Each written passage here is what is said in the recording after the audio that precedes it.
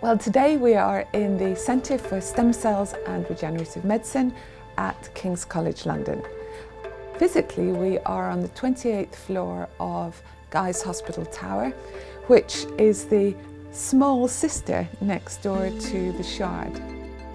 Stem cells are the cells in your body which are essentially responsible for maintaining your tissues throughout your life. We believe that harnessing the power of these cells could transform medicine. In our centre, our scientists work on a wide range of things. For example, we have doctors who are very interested in repairing liver damage.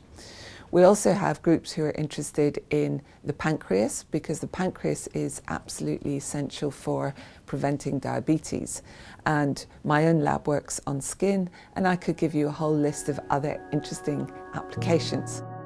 I am so excited about the summer exhibition.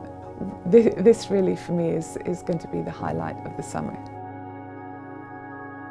Biomaterials are basically anything that interacts with the body to replace a part of the body or to make a part of the body better.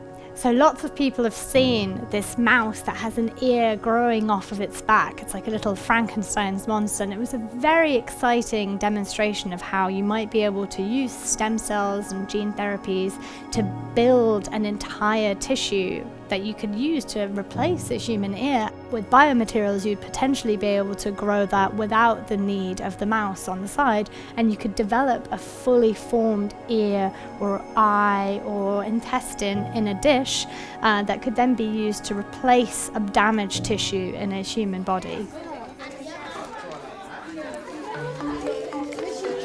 We're trying to make something that could be used to replace damaged or diseased tissue. So obviously we're not actually going to use slime, but this is just a really nice visual way to think about biomaterials and how we can combine them with cells and then put them into the body.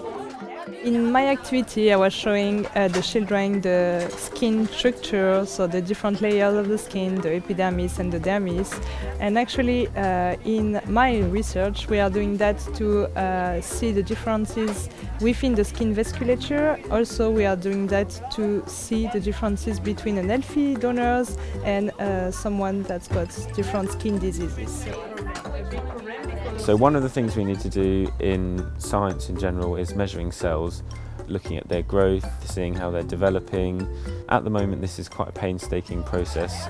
So the children are helping us with real research here by circling the cells on the data sets. They're teaching this computer that's going to be doing a lot of work for us in the future. Once we've proven that this artificial intelligence can do the work that we want it to, we'll never have to sit and count cells again. It's really important to be at the Royal Society exhibition because it gives us an opportunity to speak directly with the members of the public and to explain to them what we do every day. I hope that people will get a lot of excitement out of this stand and get a feeling for all the different possibilities that there are for stem cell research and for all the different ways that you can study cells.